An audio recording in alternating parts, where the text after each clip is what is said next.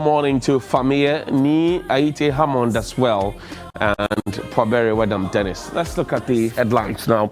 The Daily Graphic says IPA can't be statutory body. Decisions not binding on the Electoral Commission, according to our former Electoral Commissioner Afarijan, Dr. Kujo Afarijan there. Attorney General secures scholarships for lawyers and judges. Cash of arms seized at Tema Port. Well, the last time we heard about 432 guns that were seized at the Tema Port, we have still not brought closure to that matter. So we are seizing another one. What's happening to it? The Ghanaian Times boasts BDC's resolve differences in $137 million claim, save countries on $26 million. Aftermath of police brutalities on residents, irate Tamale youth on rampage, attack police station, smash glass doors of Netco office, break car windscreens. And you saw that video last week where some policemen were assaulting some persons purported to have done some illegal connections. Ghana takes custody of 1.5 million AstraZeneca doses donation from Germany. That's after the president's visit to Germany. You remember that promise that was made? Well, it's been delivered now.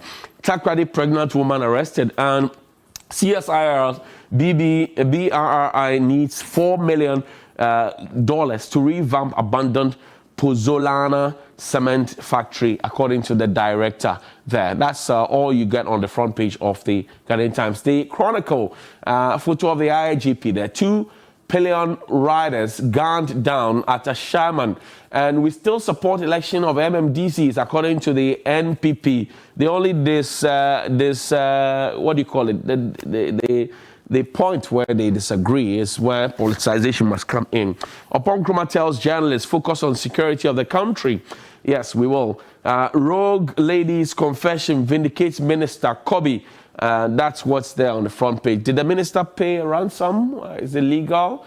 That's the question on the minds of many. Economic Times, Ghana's public debt climbs up, records 335.9 billion Ghana cedis. Government records 7.4% deficit for first 7 months of 2021, and $1.5 billion hit Bank of Ghana's account next month. Find a copy and read. The Informer newspaper, help police fight crime. NCC boss appeals to all of us. National security is oil thief and flout court order with impunity. Akufo-Addo's foreign travel payoff as U.S. donates 1.3 million Pfizer vaccines towards curbing COVID-19. Press corps blacklist Mahama Dining Hall prefect, gross disrespect and disdain. And also down there, after devastating effects of COVID-19 pandemic, government prioritizes economy's recovery, appeals to media for support. The question I have here is this,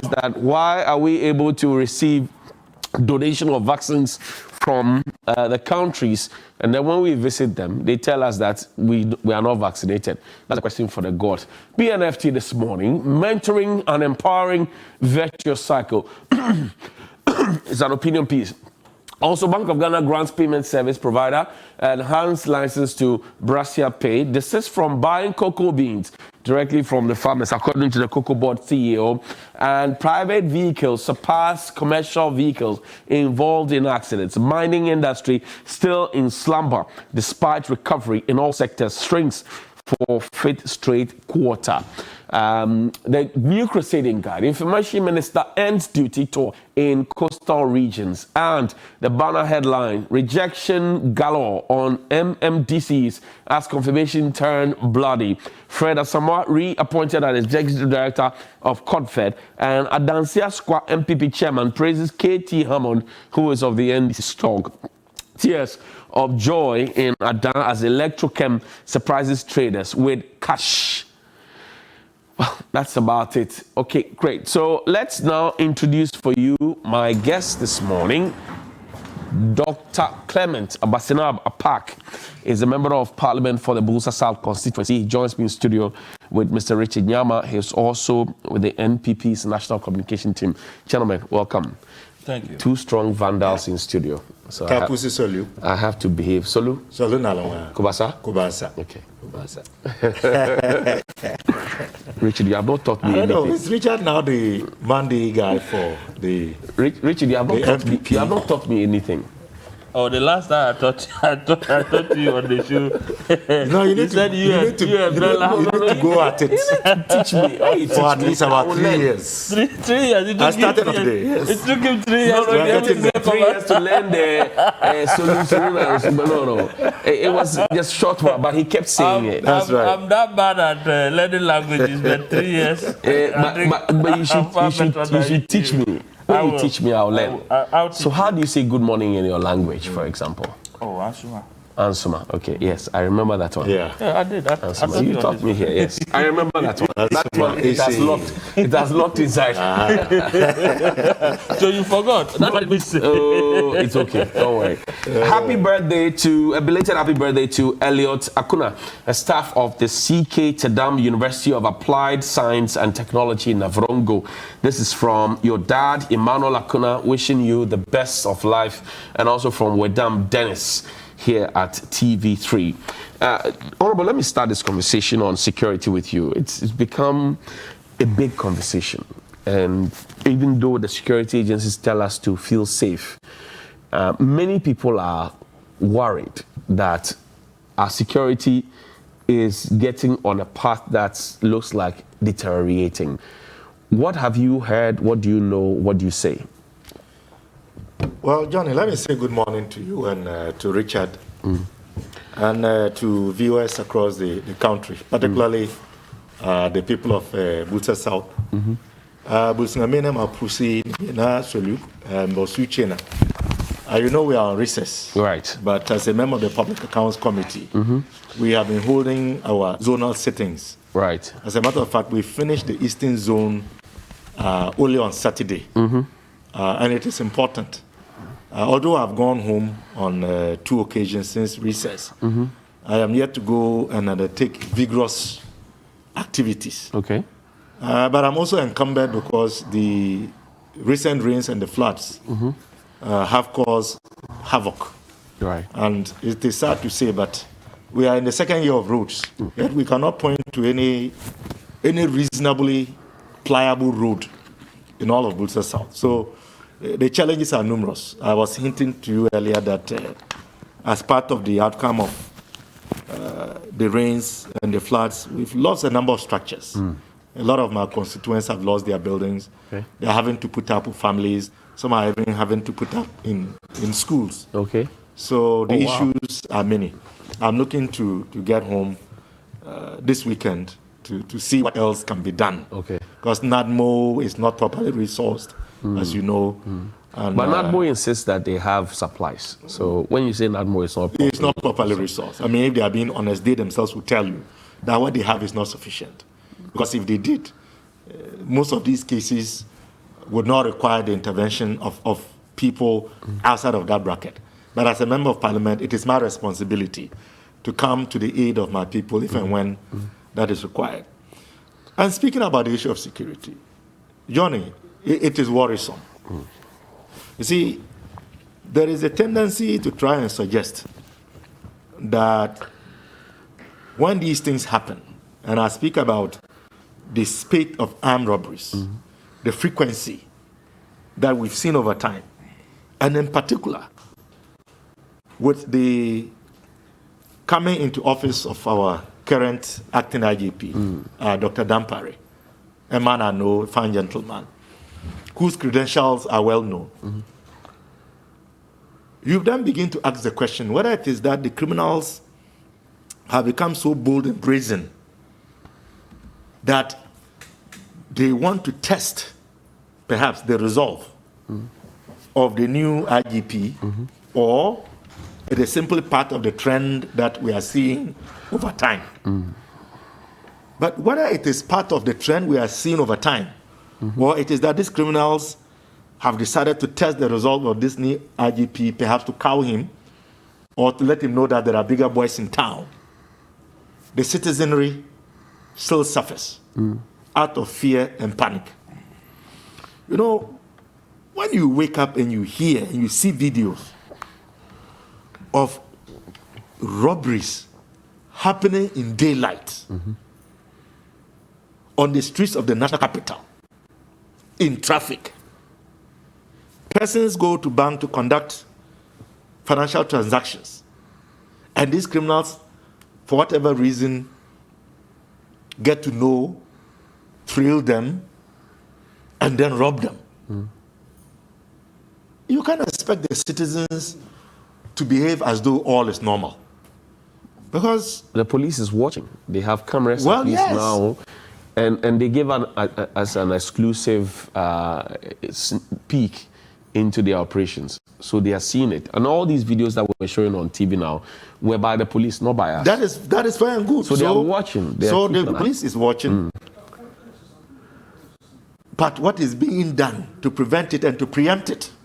Well, you see, as for the citizens, the police may be watching, but that is not sufficient. You and I can be comforted that the police is watching. What we need is action. What we need is preemption to prevent it from even happening.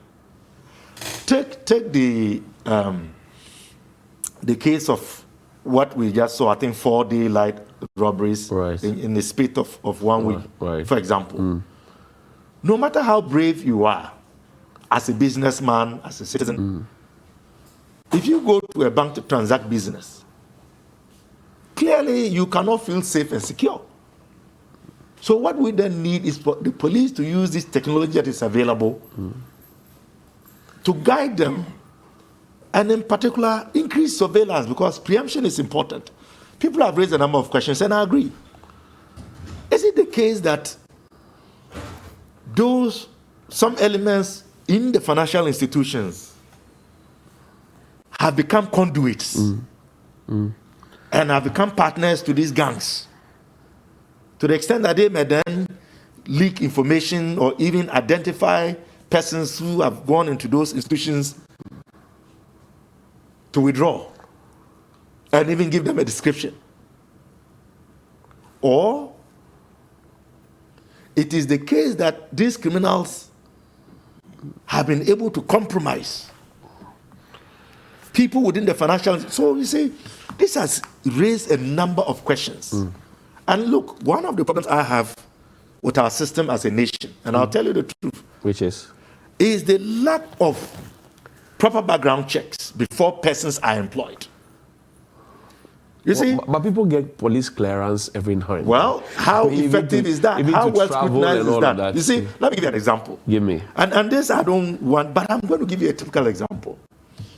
I got the opportunity to serve as a presidential staffer. Right. When my name came up, a letter was written to the Council of State. They would have to look at, your particulars and all of that. You provide references. And in fact, the National Security and the BNI is commissioned to look into your background, Right. to make sure that this person that we are going to allow to work in this environment is wholesome, of us. But we know of situations where persons who impersonated others were appointed as presidential staffers. I'm sure you know of the famous story of somebody who was appointed as a presidential staffer, and this was somebody who had impersonated Anas, Anas. And I remember at that time, I wrote an article questioning how that can be possible. Because if somebody can impersonate Anas and yet be seen as fit to be a presidential staffer, what does that tell you about the process of background checks? So that in itself is a problem. Who gets employed to work at the financial institution? What background checks are done? What evaluations are done of the persons who work there from time to time to make sure that they have not been compromised or they are not getting compromised? Okay. How do we even know that some of these gangsters have not had some of their own colleagues employed to work in those financial institutions? I hear you.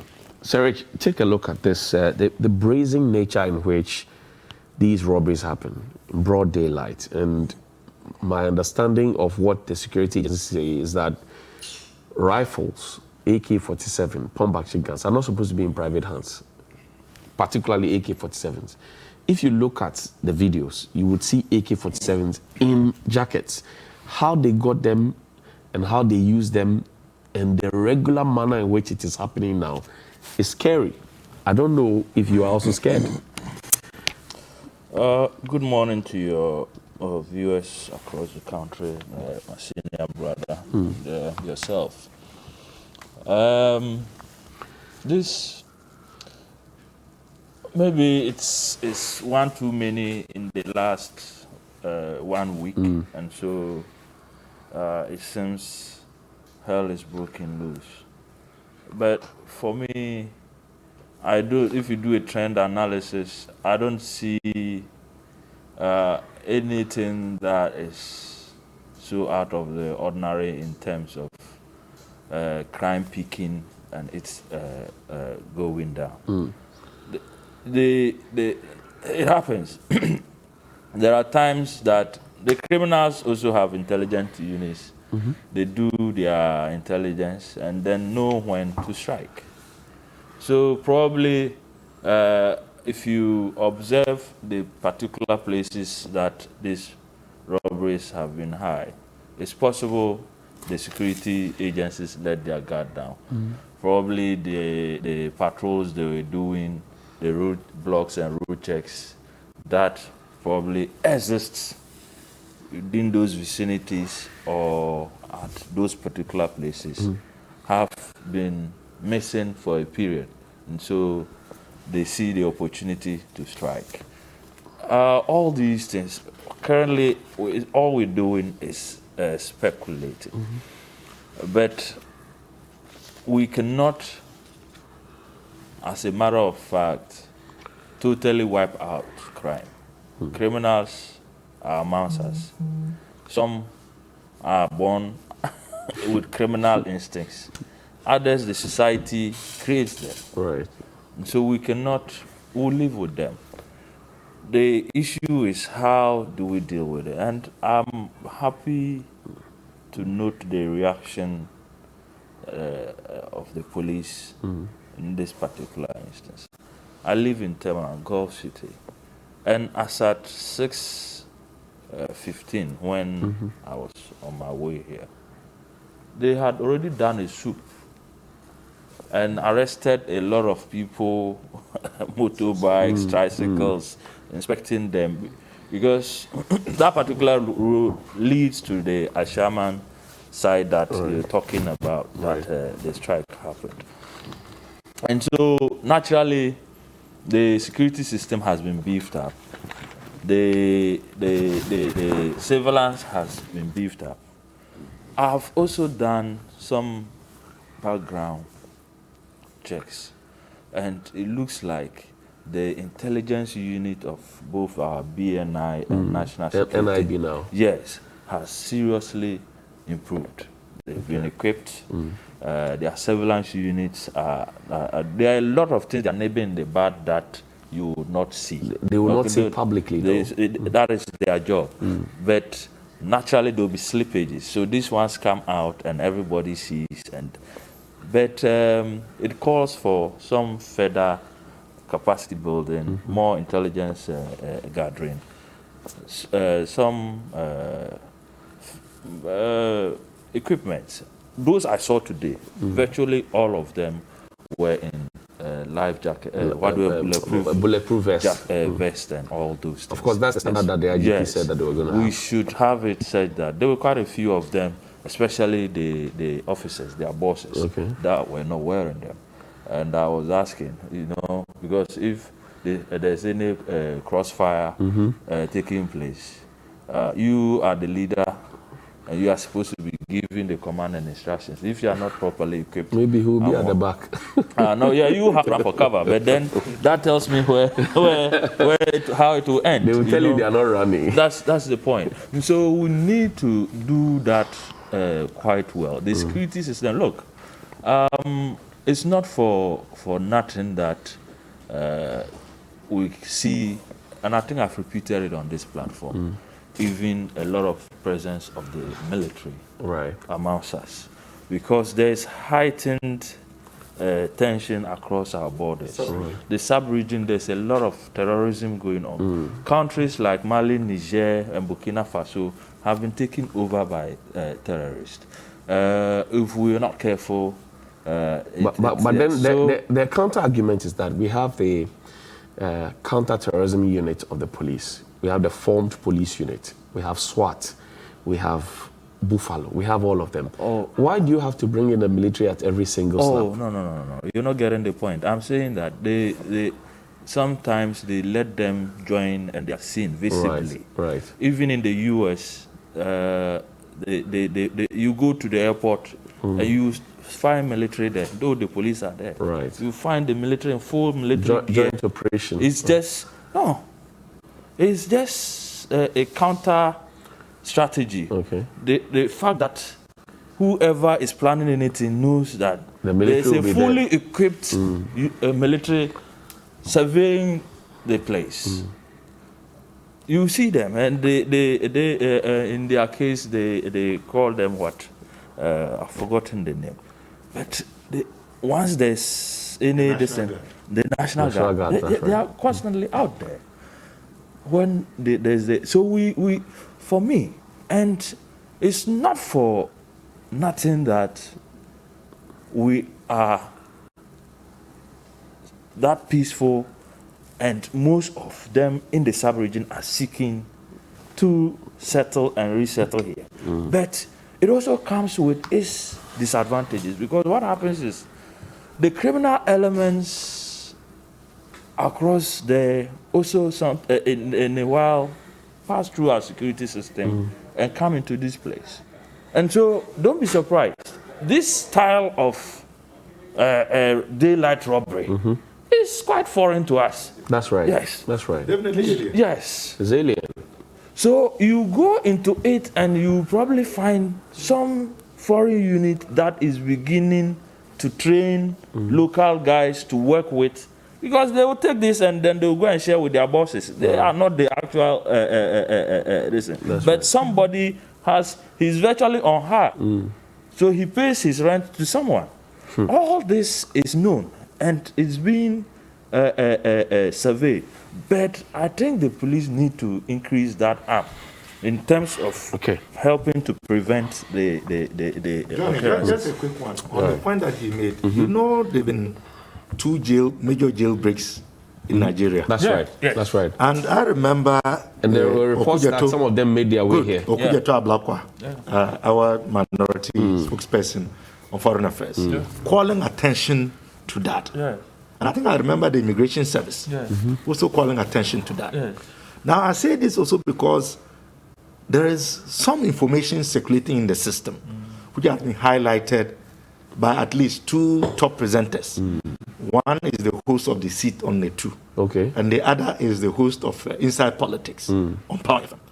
That there is a group of foreigners in this country who have become so dominant, live a particular lifestyle. They meet somewhere in the Kwabenya area to show off posh cars. And that they've even built a police station in one of the plush parts of this country. And from the two presenters, the suggestion that is being made that their resources are largely acquired through devious means, which can include these types of robberies. And so the suggestion is even being made that this group is so influential and powerful that some senior police officers could even be on their payroll. And that is why the national security in particular, and then the BNI, NIB, and our intelligence agencies, they have to be up and doing. Because, I mean, we are all human. And that is why we have to check each other. Anyone can be compromised. And so I think that this issue ought to also wade into the conversation. If it is indeed true, then some action has to be taken. Because I would find that very unusual in the way that this has been described. That the connivance is going on. Exactly, and that can then feed into the foreign element and all of the other tentacles that can grow. Because why must it be the job of individuals to build a police station, for example? Well, all those are questions that we have to ask. Because I go to the East Legon police station, for example, and I see a plaque that says that it was built by the community members and there are names of big people. If I build you a police station and I offend the law, can you come and pick me up? A professional policeman should do it. But many will not. Without blinking. Then the point is that whether you build a police station or you don't build it, we have allowed the system to be compromised. That's right. And so it doesn't matter if the person built or not. Even the one that hasn't built is able to compromise the system. Very well. And so there's a systemic challenge. Yeah. On the issues of this cross-border crime. And I remember when that happened, a number of them were actually arrested and sent back. Exactly. Right. But how many got in? No, you see, you cannot know. But per the numbers that were arrested, it shows your system. Because I'm happy that the police if the Nigerian, kept an eye on it, immigration as well. Because and they picked the indications. Once the Nigerian, and there's cross-border collaboration between the security forces. The Nigerian government and security forces share information. So naturally, the ones that they have, the pictures, the descriptions, and the names they have, is what they will use to arrest them. If there's anyone that does not get through per what they have, then it will be difficult for them because they can't just say because you are from this place, they are stopping you or repatriating you. So all those aspects are there. For me, I heard snippets of these two cases you were citing. But I see, as civilians who do also have responsibilities. That's right. You see, if you used your platform and all you did was to say or put out hearsay, it's very difficult for us to start, or the security system to start running around it. Take the bolder step. Make a complaint that, look, I have this information and I need you to act on it. So this is the evidence I have. This is where they meet, likely on these days. And this is my information from XYZ sources. You may want to ask them questions. Because it's also possible. It's merely hearsay. That's right. And if you're not careful, you expend resources running after hearsay, like in this case, a fake pregnancy and kidnapping, and then in the end, resources are dissipated. Whilst you are doing that, you deprive other areas that actually need the security and the resources that would have been used to prevent that crime from happening. So I think we should also be responsible enough, because if I can come and sit on this platform and say something, I should be brave enough to own it and take the next line of action. But can you, for example, say something, own it, and be assured of your security afterwards? No, actually getting assured of your security, the best step, because saying it and not taking that action rather compromises your security, because you have made all sorts of allegations, including the police conniving, okay? And then you leave it at that. Everybody feels smeared. You understand? But if you took the step, reported it to a police station, and made a statement officially, you came and sat on your program and then read the statement out and said, I went to this police station, reported XYZ, and it's still ongoing. It gives you the right. And then the public and everyone will be like, no, you have done your civil duty. The police are yet to take a step on why. Then the pressure will go, else it's all talk. Just a quick one. As we are talking about urban robberies, a lot of the time people forget that when some of us speak about national security challenges, it is also because of where we come from. Right. These robberies are also happening in the rural areas. Even in my own small Butsa South constituency. Your place is not small, though. Well, I'm saying, but I'm a rural constituency, by and large. Right. Compared to, say, Lejokuku or, you know.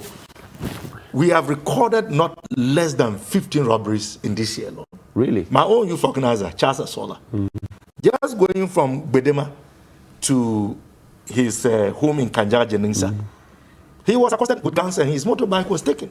Wow. The only fortunate thing that occurred was that he had not fueled sufficiently.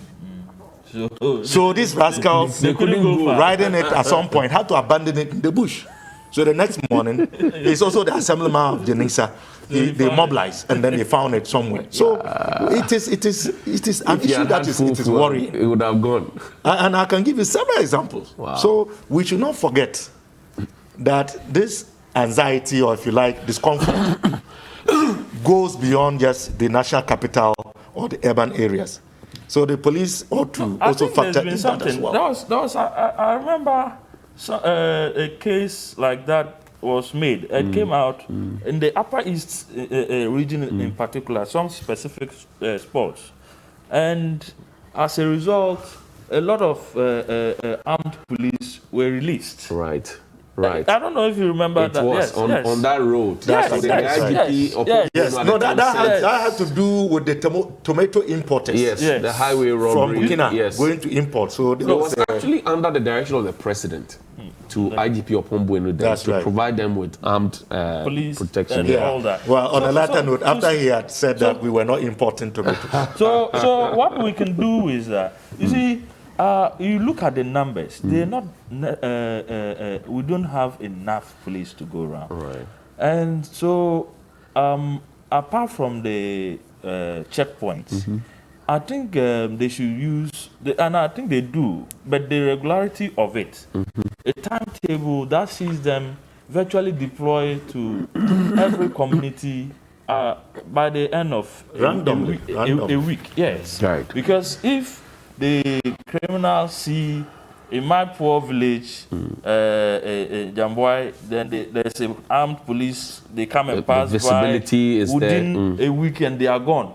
Because of the unpredictability of nature of it, the guys they are held back because you don't know when they will next appear. You know, so we need to look at all these. Let's take a look at this. It's related though. So sometime in November 2020, serial number of seized 436 pistols allegedly erased, according to a report, and a total of 436 pistols that were intercepted at the Tema port have been had their serial numbers erased. The Chronicle newspaper reported that. We don't know what closure has been brought to that. Again, we're reading in a Daily Graphic, page 16, that says the Preventative and Counter-Terrorism Units of the Customs Division of the Ghana Revenue Authority have seized some arms and ammunition at the Golden Jubilee Terminal at the Tema Port last Thursday. It's a story by Della Russell Oklu. And it says this is not the first time because the officials have intercepted arms smuggled into the country. Earlier in June, 3 rifles concealed in some consignments of the Golden Jubilee Terminal of the Tema Port were seized. Officials said the rifles were hidden in barrels that contained items declared as personal effect. Also in October 9, 2020, the GRA had made a similar seizure of arms of 436 pistols, 26 packs of 50 pieces of ammunition, and 140 milliliter pepper spray, a container that arrived at the Tema port. Doc, so this guns are slipping in. Yeah. If you check the record, the baseline survey that was done by the Arms Commission in 2014, it talks about the fact that they have more guns in civilian hands. And in fact, for even those who have those ones, just a fraction of it is what has been registered. And even that one, most of the people don't come to get clearance again after the registration or if the license expires. So there are more guns in civilian hands. Yes, Johnny, you are right. And I'm glad they are slipping in by the day, thanks to the vigilance of our security team. But who else knows how many more may have slipped in? Johnny, I'm glad that you have read this story because I was going to raise the issue of weapons and their availability. If you like, proliferation of weapons. These stories are accurate, and it is good that we are aware. But what action has been taken with regards to these arms that came in and those who brought them in? Right. You see, because in society, the only way we can create deterrence is by sanctioning, punishing and penalizing those who do what they ought not to do. So with all of these instances that you have chronicled, it is clear that those who brought in these arms did not bring them in legally or legitimately. Try to conceal it. So what has happened to the importers? What has happened to the weapons that were confiscated, for example? We don't know.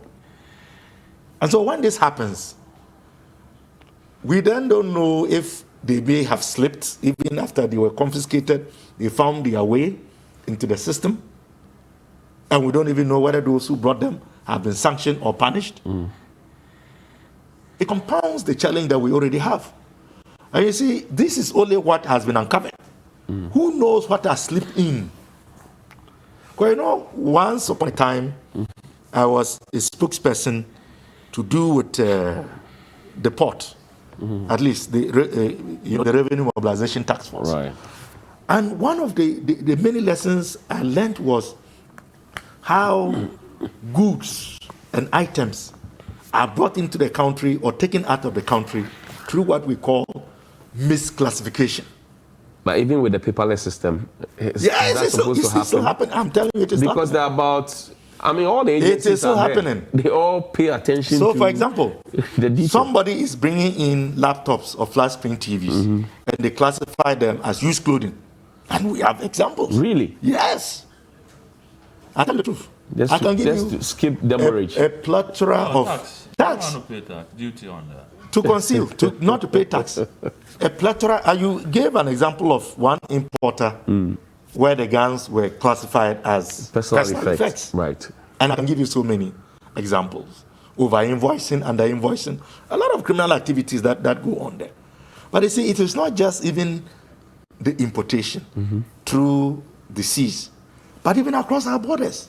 As he said, we are surrounded by countries where there's a lot of activity Right. in terms of governments fighting for their survival against invading groups. In fact, the Arms Commission says that if you find AK-47 in private hands here, it didn't come from here. It came from any of those other neighboring countries. That Voila. have So how do the a arms problem. get into the country? Because So, AK-47 is not a joke. and I saw it in one of the videos. It's not a joke. I saw it in one of the videos. So clearly we have a problem. And I think the only thing we can hope for and to advocate for is for our security agencies to be up and doing and be proactive and to work in their national interests. Because many of those who bring these arms and all of these things, they have deep pockets and they can buy their way through. And for me, it is not just sufficient to be a police officer, to be an agent of the NIB or the national security, but you must use that position to serve the national interest by standing up against them, exposing them, and ensuring that we are not compromised. I hear you. If not, I mean, very soon we are all going to carry weapons, and that is going to compound the situation. Johnny, I hear you. the issue is, first and foremost, for you to deal in arms, you need a license That's by correct. the appropriate authority. That's Ministry of Interior. And in fact, these weapons are supposed to be weapons of precision. Yeah. So 1:1. Yeah. The moment you're bringing plenty in, it's either for a security agency or you are a licensed armed You dealer. have to be a licensed armed dealer. Right. And they don't, you are not just licensed to bring whatever you want. What you can bring in Categorization is is there. categorized. The quantity you can bring in is specified. And you see, most of the small arms that are brought in are through unapproved routes. Right. Those who are coming through the ports, and it has been, all the tricks are known. And so some of them will put them in rice, sugar, and all sort of things. And in most cases, they put it through, it's like smuggling of illegal drugs, okay? Because he's not part of it. In most of the cases, it's the clearing agent that gets into trouble. Right. Okay? Right.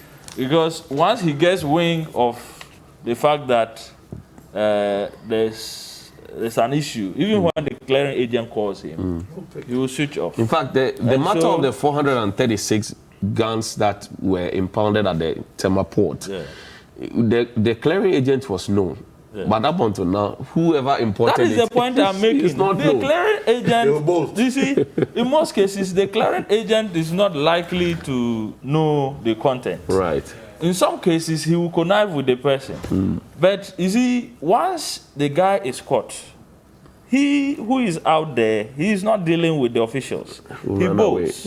You, the clearing agent, is now the one that is. And the system knows you are a clearing agent. So in the worst case scenario, the items are seized. Maybe you are the disbarred from being an agent, and that ends it. But you see, if we could actually be more smart and excuse me saying that, in making sure we get to the root of it. It shouldn't just be where it was even going, where it came from. Yeah. So that in this particular instance, this 436, if I probably was the head of the unit, I would say, you know what, let the guy clear the thing and let's tail him. Okay. See where it goes. Once the clearing agent has cleared it and given it to him, the owner will come for it. That's right. You follow him. You trail them and you go and trail collect him, it. arrest him, tell me where you got the thing for a lesser sentence. You understand? There's a trade-off. Else, you are going to jail for the next 50 years. If you tell me where it came from, you will probably get 20 years.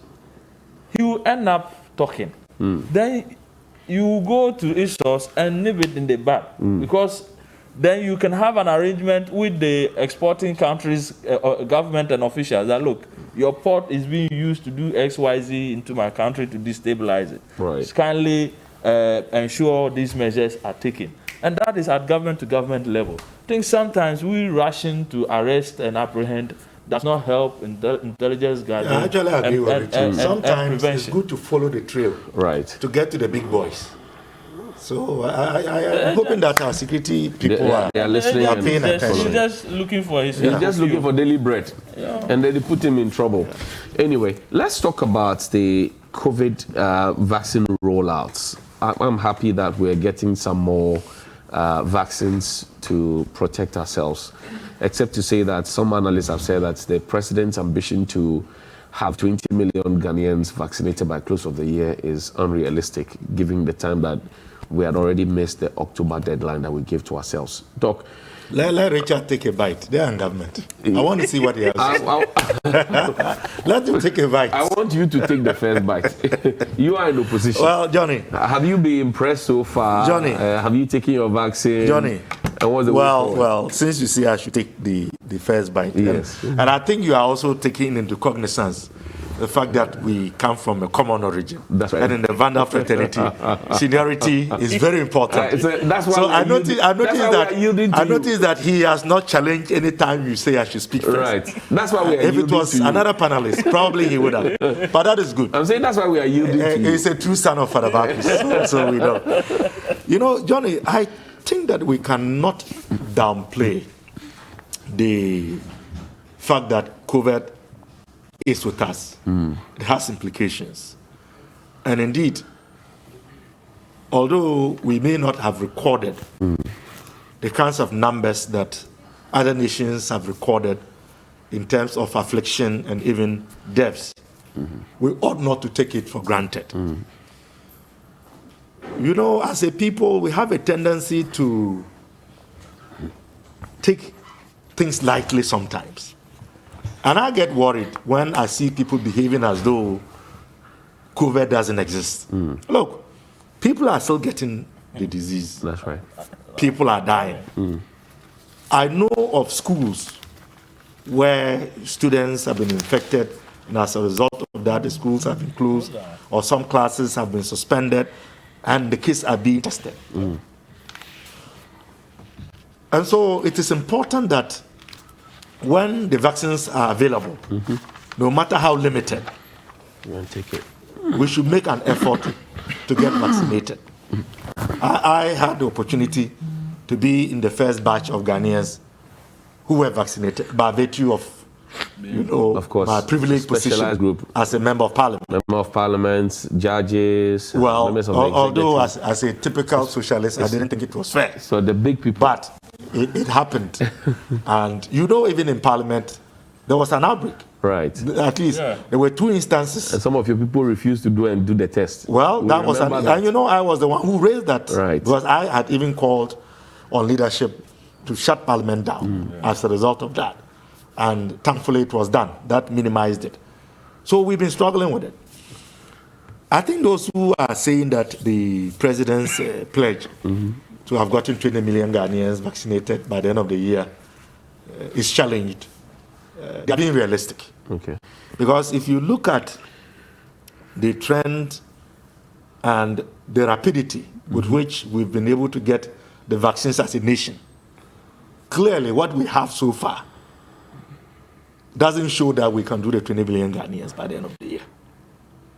Now we can go back and ask the questions why. Why the president made that promise or pledge, knowing fully well that he didn't have control. Now they are saying that they don't have control over the vaccines. They don't determine the production. The countries that invested in the research and development of the vaccines were playing what we call, is it covert politics or? Yeah, vaccine. Vaccine politics with it. Big bucks, big pharma. Yeah, exactly. But it looks like we have benefited somewhat from the generosity of nations like the The only US. time we tried to buy vaccines, it was botched. Yes. Yes. No, I'm saying that is why I'm saying we have All the benefited. vaccines we have taken, including the It one that is- they have yes. injected me, is free. Johnny, that's why I'm saying we have benefited from the generosity of nations like the US and Germany. And we applaud and thank them for that. But when we If are we were to rely on our traveling to their countries, they give us vaccines. When you are traveling to their countries, then they tell you that you are not Johnny, I'll vaccinated. come to that. You see? And we have to applaud them for that. If we were to rely on our government to procure these vaccines, clearly, we will even be where we are in terms of the number of persons who have been vaccinated. But you can't take that And you have also given- away from the president. You have given the examples. The 1.5 million doses that we're getting from Germany is after his visit to Germany. You can't take that away from him. That if he had gone or not, we would have received that one. Are you sure? Oh, yes. We would have received that 1.5. Same with the US. But what government itself consciously tried to do, you saw what it was. It was fraudulent. It was botched.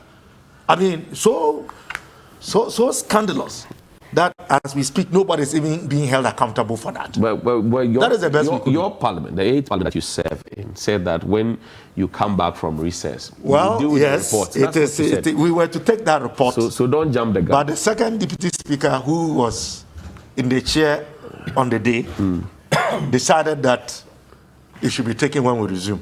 We were not happy. So wait for our it. side as a minority. So wait for it. I mean, our side as NDC, we are not happy. So wait for it.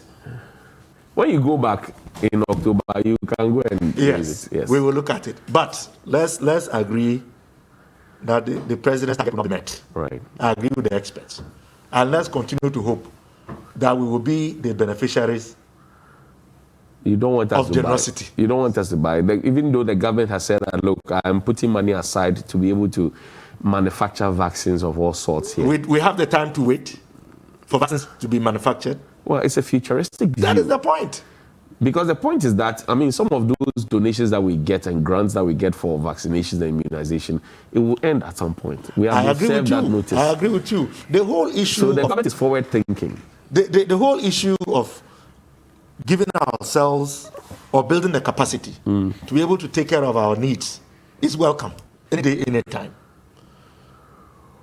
And we should be willing to put in the resources and recruit the right personnel to do it. I hear you. I don't have a problem with that. I hear you.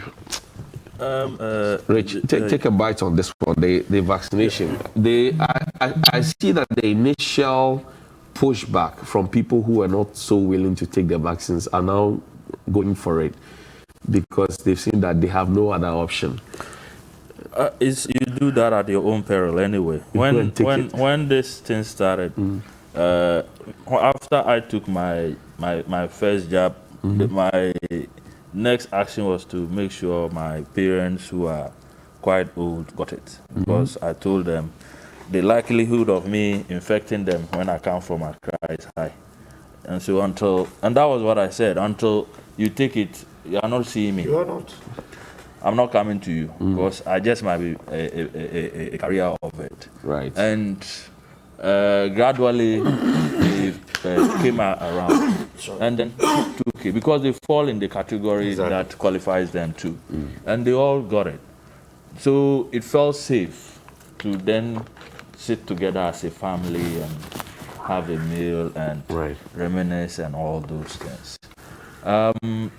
vaccine hesitancy is not limited to Ghana. In actual fact, if you look at vaccine hesitancy, we are among the lowest. We generally accept it. And the reason why we do not have a lot of pushback is because we have always had this ongoing vaccinations programs going on, polio, CF, and all those things. So, as a general populace, we are not anti-vaccine.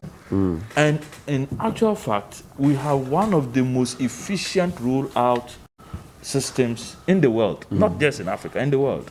And the WHO have asked us to come and study what we are doing and how we are rolling out. Right. Because the system is so decentralized that within a twinkle of an eye, we are able to virtually reach everybody once the vaccines are because there. of what Dr. Chano and his team have done. The problem we have had is that the Western endowed rich countries have hoarded the vaccines largely to make sure their populations are fully vaccinated, because it is their companies that are producing the vaccines. And secondly, for them to maximize profit. Okay, it is not just for them to vaccinate, because it takes a lot of money to produce this. And this is the time. In actual fact, vaccines are the biggest money-making industries today, COVID vaccines, in the world. They are worth trillions of dollars. And they want to reap their benefit before they release it. But how is it that they give us vaccines for free? And then when we are injected with those jabs, we get to their countries and the point is this. Most of them, because they hoarded the thing, and the thing has expiry dates, they realize that when it is getting to that time and it is not, they have wasted the money. And their people are not ready to come for the jab anyway. So take it elsewhere where people really need it and want it. But then, so accept that you have given us freebies and we have been vaccinated. When we come to your country, you cannot tell us that you don't. No, you see, the UK issue is quite different. It is the Moderna covers that they have an issue. But they are part of the coalition. I know. They are, and that thing is, I have had cause to say it is a racially and ethnically based,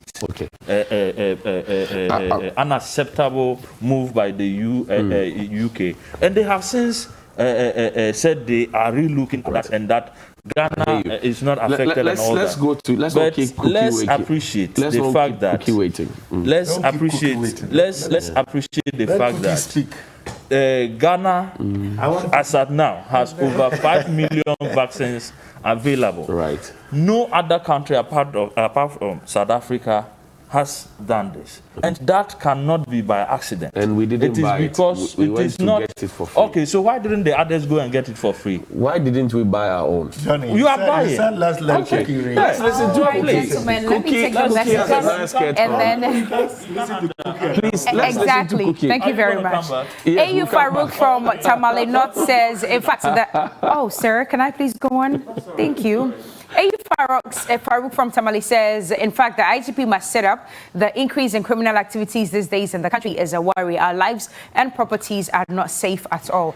Prince Henry says, crime in Ghana now very disturbing and very disheartening. The government of Nana Addo has the highest numbers in terms of security personnel to protect us. So it's sad that we are seeing such high numbers in crime under Nana Addo. All I can say is a leadership failure. Regards to Magwalikem, Kotokobribo, and Honorable Fifi Kwete. Alaji Hamza from Pig Farm says, let's be truthful to ourselves as Ghanaians and speak the truth for once. Government has the responsibility to protect lives and properties of its citizens, but I'm afraid this government has failed us totally in this country. We are no more safe. Killing of citizens and robbery has become one too many, and the earlier government does something about it, the better. Governing a country is not about talking. This government is good in talking and doing less. Walanyo And Akutia also says it will be better we start checking bank tellers and the security apparatus in the banking halls. Workers in the bank are allowed to use their phones to inform their colleague armed robbers the details of customers. They must be ordered to switch off their phones.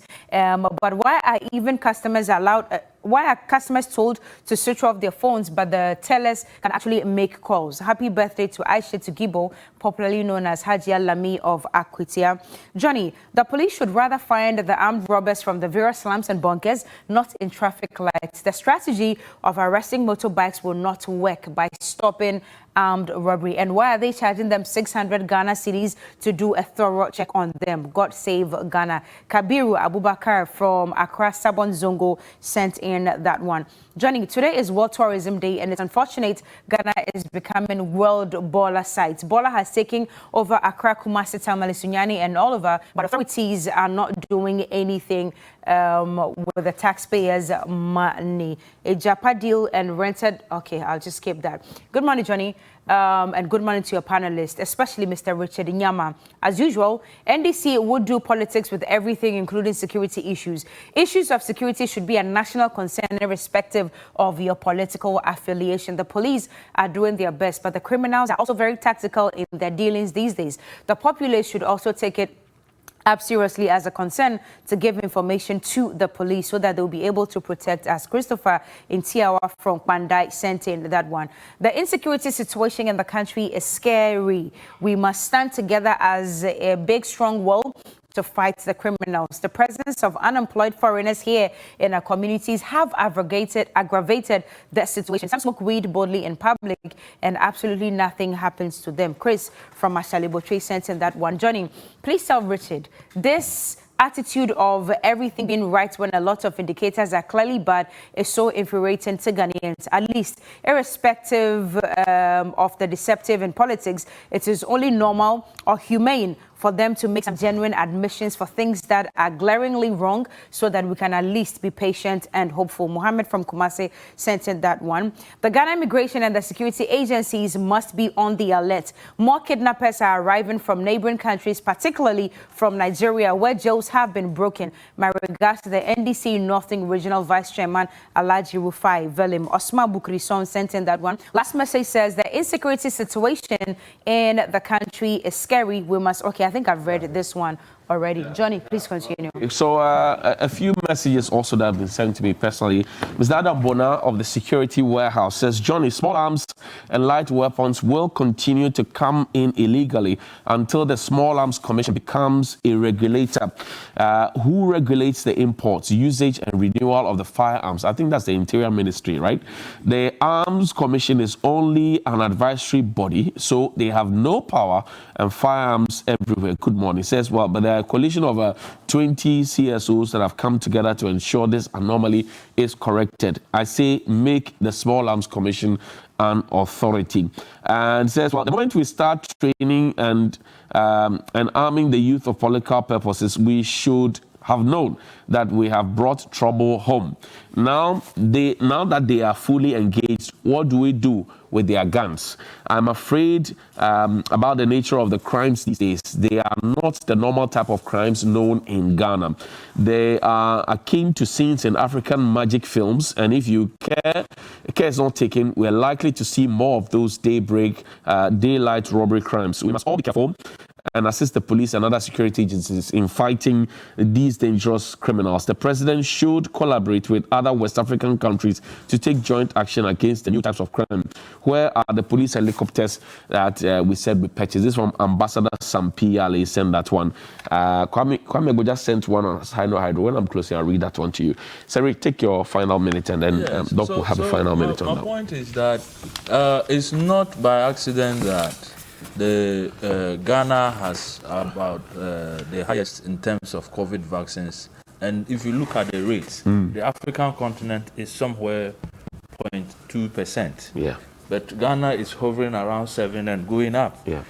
On the issue of the 20 million, obviously, if the hoarding had not taken place and the vaccines were readily available, what stops us from having the 20 million target? Did we buy? Because, did we go to buy? No, hold on. I'm saying that the thing is not even available for you to buy.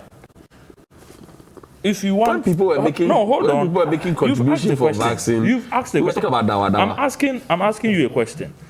If you want Johnson & Johnson vaccines to buy, as a country, it's practically impossible because their governments have taken over the procurement. They paid them in advance. The U.S., for instance, paid them $400 billion thereabout to procure these things. So is it your some $500 or $2 million that you are going to give them that they will be bothered about? They have already been paid. I hear you. So these challenges have come, but there's a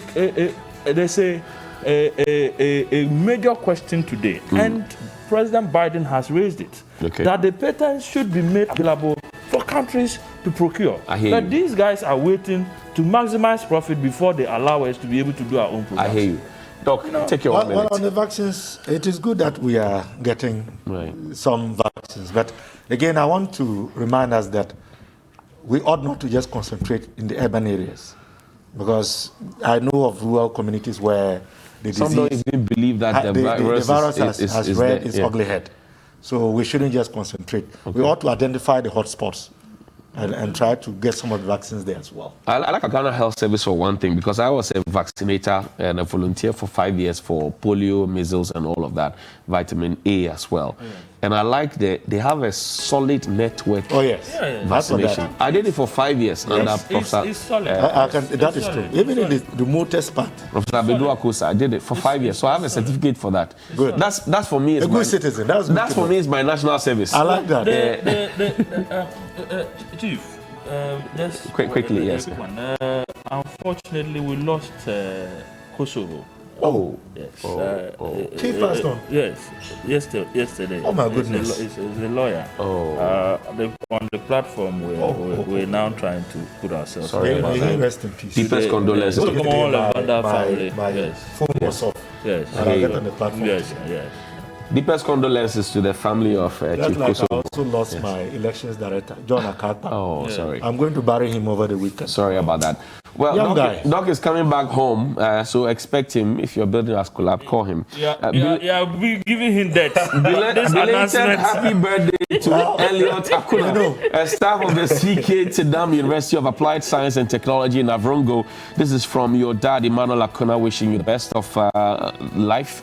And also, happy birthday to Mary Shan Opong of the Public Affairs Department of the Electricity Company of Ghana, EU headquarters in Accra. It's from Elvis Daku and the 2004 year group of the Ghana Institute of Journalism, Africa's foremost journalism institution. Now it's your birthday as well. Happy birthday to you, and happy birthday to Mrs. Janet Efia Anochiwa Bentel. This is from you are the Sofomami of the Lamp of God Ministries, Kaswa in Central Region. Happy birthday to you. And who else has a happy birthday? Mrs. Josephine Nchej of TV3. It's your birthday today. Happy birthday to you. This is from the members of the Ports Journalist Network, especially from Elvis Daku as well, and for myself. We wish you a happy birthday. Kwame just sensed this is the MP for Adaklu. He says Sino Hydro is a total failure. And you know his interest because he sits on the roads committee in Parliament. It says, one, yes, of course. We were told there was a $2 billion jackpot by Dr. Baumia. 2, they said there was $500 million available immediately to construct roads and bridges. This amount becomes $640 million discovered in the EPC contract agreement brought to Parliament. 3, all the 10 lots, phase 1 projects were scheduled to be completed by the end of 2020. As we speak, not a single one of these projects have been completed. Some have nothing even started. 4, as at the end of 2020, official figures from government shows less than $40 million was drawn out of the $640 million.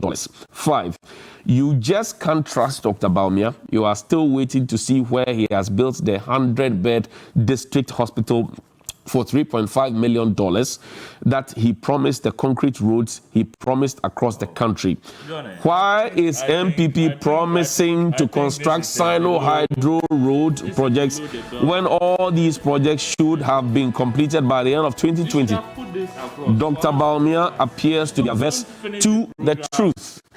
Thank you to Richard Nyama of the NPP and to Dr. Clementa Park of the NDC. We are not discussing it. It's a message. Thank you very much.